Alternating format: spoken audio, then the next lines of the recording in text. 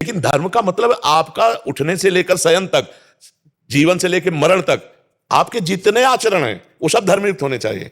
आपका उठना, आपका बोलना, आपका दिनचर्या, आपका खान पान, कार्यक्रम सब धर्म के अंतर्गत कर। अब जैसे एक अधिकारी है, उसका कर्म है निर्दोष को बचाना और दोषी को दंड देना। अब ये उसका धर्म है, धर्म से युक्त कर्म है। अब उसने निर्दोष को तो दंड दे दिया और दोषी को छोड़ दिया और रुपया ले लिया, अब ये कुकर्म हो गया। समझ रहे ना? अब धर्म का मतलब बहुत सब पूरा जीवन है, पूरा जीवन है।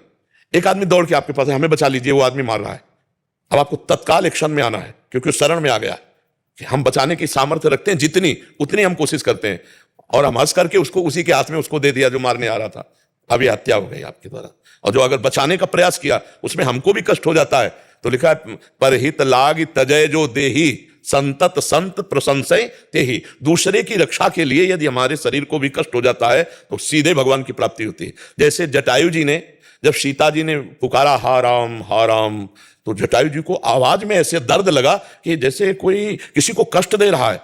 तो आकाश में उड़े तो देखा कि विमान पर सीता जी को लंकाधिपति रावण, जटायु पहचानते, ललकाया, ए दुष्ट छोड़, ए पुत्री सीते तू चिंता मत कर। और कहां रावण और कहां जटायु, त्रिभुवन विजेता रावण और जटायु, तो जटायु ने पंखों से मार के काट के फेंक दिया, पंख उसके घायल कर दिया। अब इतना ही बस था कि चोंच और पंख और पंजे इसी से प्रारंभ, तो चंद्रहास के द्वारा काट, दिव्य तलवार उसके पास काट, तो जीव ही गिरा तो भगवान का चिंतन हुआ। जीव आगे पड़ा जटायु देखा, सुमिरत राम चरण की रेखा। तो जो महाराज दशरथ पिता थे, जो सौभाग्य दशरथ जी को नहीं मिला वो जटायु जी को मिला। भगवान ने जटायु जी को अपनी गोद में और दुलार करते हुए संपूर्ण अंत्येष्टि क्रिया की और भगवान का स्वरूप धारण करके गीध भगवान के धाम को गया। किस कारण से? भगवान के भजन तपस्या का कारण नहीं, या परहित कारण है। सीता जी की रक्षा के लिए अपने प्राणों की बाजी लगा दी। तो धर्म हर एक चेष्टा में है। देखो हम जो कथाएं बड़े बड़े महापुरुषों की गाते हैं, धर्मात्मा पुरुषों की तो गाते हैं, पापात्मा की थोड़ी गाते। महाराज शिवी सिंहासन पे बैठे थे तो बड़े धर्मात्मा थे, तो उनकी धर्म परीक्षा के लिए एक घटना घटी। एक कबूतर आके गोद में बैठ गया, महाराज मेरी रक्षा करो। तो तुरंत ऐसे कौन है, तो देखा कि छत के उसमें बैठ करके बाज कह रहा है, ये मेरा शिकार है। महाराज अगर आप दानी हैं, धर्मात्मा है, तो इतना जानते हैं कि मैं भी भूखा हूं और मेरा शिकार कबूतर है, आप इसको छोड़ दीजिए। कबूतर ने कहा महाराज मैं आपकी शरण में हूं, आप जानते हैं शरणागत की रक्षा का भाव, इसलिए मैं आपसे प्रार्थना करता हूं मुझे मत दीजिएगा। बाज ने कहा महाराज मैं भूखा प्राण त्याग दूंगा, क्योंकि कबूतर मेरा शिकार और मैं इसी को खाऊंगा। उन्होंने कहा नहीं भाई बात मानो, अगर आपको मांस ही पाना है तो मैं अन्य पशुओं का मांस जहां वध होता है पशुओं का, वहां से लाके आपको दे सकता हूं, लेकिन कबूतर नहीं दे सकता, ये मेरी शरण में आया। बोले महाराज आपको पता है कि बाज जो है किसी मरे हुए पशु का मांस नहीं खाता, वो अपने आप शिकार करता है और खाता है। महाराज मैं राजी नहीं हूं, मेरे भी प्राण रक्षा करो, कबूतर दे दो। उनका कबूतर तो नहीं दूंगा, अगर इस पर राजी हो कि तुम मेरा मांस ले लो तो मैं तुम्हें दे सकता हूं। तो हाँ ये बात हो जाएगी, आप अपना मांस दे दो। तो तराजू में एक तरफ कबूतर रखा और एक तरफ अपना मांस काटा। कबूतर 100, 200, 250 ग्राम का, पर भाई वो कबूतर तो था नहीं, वो तो साक्षात अग्नि देवता थे।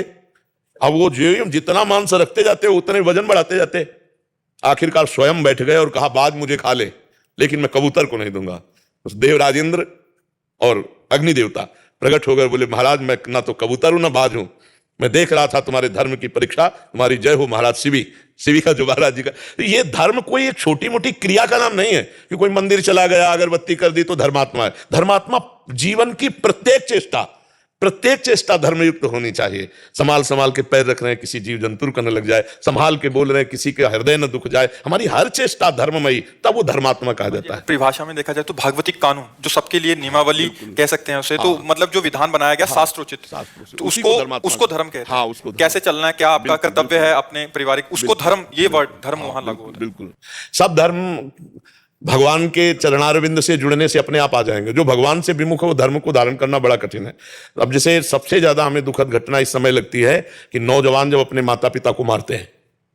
बड़ी शर्म की बात है कि हम रोज इस बात को जागृत करते हैं कि जिन माता पिता ने मुझे पाला पोषा, मतलब कितना गंदा हमारा व्यवहार माता जी के साथ रहा होगा, जब हमें ज्ञान नहीं सोच का, लघुशंका का, और वो गोद में लिए वहीं रख दिया, वहीं लघुशंका कर दी, वो कभी हमको डांटे नहीं।